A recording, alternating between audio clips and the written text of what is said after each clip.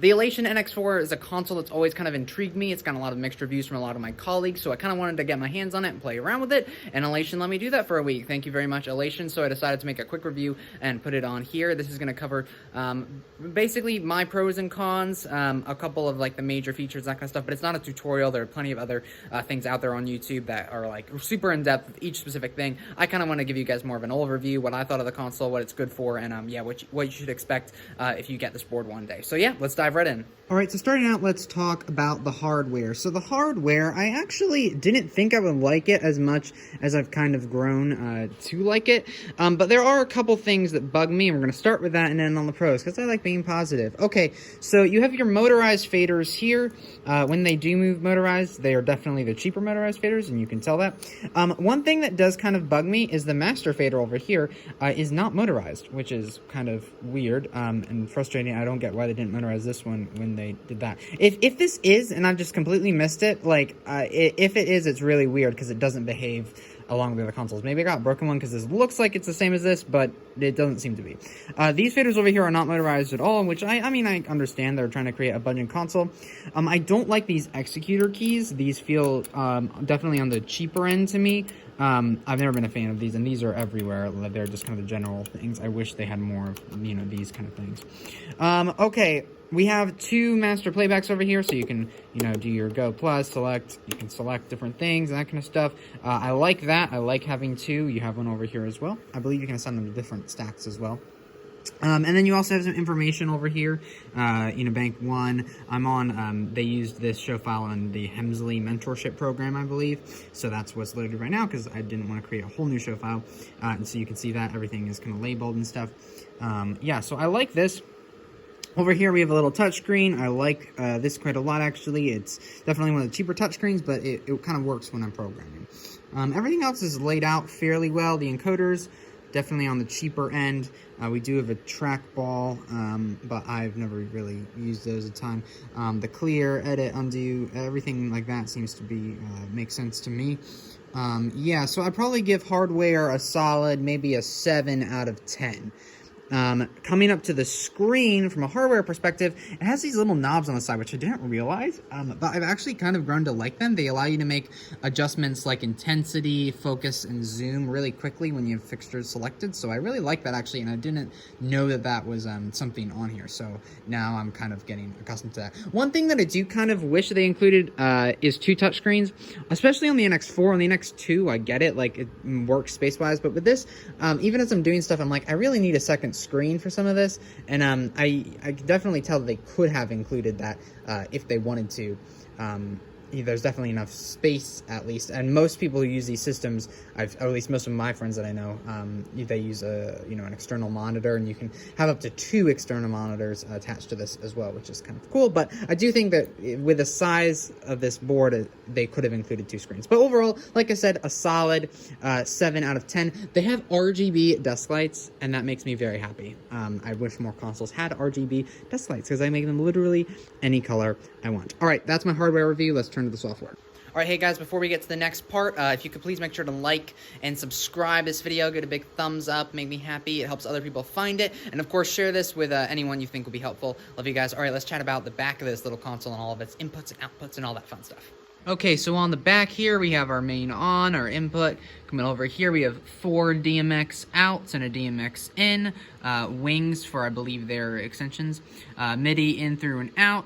SMPTE. Okay, now a quick note about SMPTE. I believe, at least on Elation and the Obsidian website, it says that currently there are some issues with the SMPTE ports because of supply chain issues due to, you know, various factors right now. So I think that might be resolved, but I think in some units they might not be shipping them out with the SMPTE ports, and that is coming later at a free replacement. At least that's what the website says, so I'm just kind of going off that.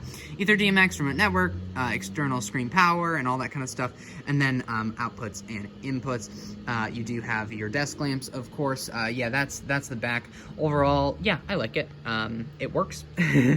Yeah, that's my review of the back. All right, let's chat a little bit about the Onyx software. Yeah, there are a couple things that I really like, a couple things that I don't. Let's chat about them. Okay, so you have your fixtures, groups, masks, which are like how the selection kind of works, you know, auto kind of generated stuff, some selected stuff. We have a programmer that will show us all of like fixture sheet kind of data. We can select that, of course. The FX, okay, now I'm not going to go through the effects. I'd highly recommend, if you're interested in effects and Dylos, check out Christian Jackson's video. He's amazing, I love him. He did a full like hour-and-a-half long review of this. If you're really interested in it, check it out, because he kind of dives into effects and stuff in here. But the effects engine in here, it does leave something to be desired. It's certainly a pretty basic editor, nowhere near kind of the length that, like, say, MA or, you know, another major console line is at. But what they lack in effects programming, they make up for in Dylos. So Dylos is a way to pixel map over a thing. So if you have tons of pixel data or, you know, whatever, this is definitely a really big advantage. And actually, I got a little bit of the backstory. They wanted to, when this was part of the Martin brand, they wanted to develop Dylos, but they couldn't for various financial reasons and stuff. And then when it moved over to Elation, they gave the team the budget they wanted, and so they were able to develop Dylos. But because they were already they already wanted to do it, it came together really quickly. Like, this is some pretty complex coding. Again, this is a tutorial, so I'm not gonna go through every single thing. But you can add, once you create like a 2D selection, you can add media, text, whatever. They have effects and generators. It's really, really cool. Definitely a really powerful piece of the software, and probably, I would say, a strong suit for programming, especially if you have large pixel rigs. And the other thing that's kind of cool is they do include, and they're downloadable from the Obsidian website, I believe, a whole bunch of royalty-free images that you can use, a high-res package and a standard res package, and they're royalty-free. You can use them, for whatever you need, and there's quite a lot of them. I was looking through some of them, and yeah, I was, like all of this, it all comes totally free. You can download it. And there's just a lot of different content that you can pixel over stuff. So that's quite cool, and I think a really fun advantage. You get a queue list, that kind of stuff, if I was to select something. But yeah, I mean, you can see here I have my queue list selected. We can go through it. Yeah, I mean, it's good. A couple things that do bug me, how the menu kind of works. You can go up to here to Onyx. I like this menu a lot, but then there's also a menu key, and if you tap the menu key, it gets you to like a different thing. I kind of want the menu key to go straight to this, because this has a lot of the same stuff, but it just looks a lot prettier.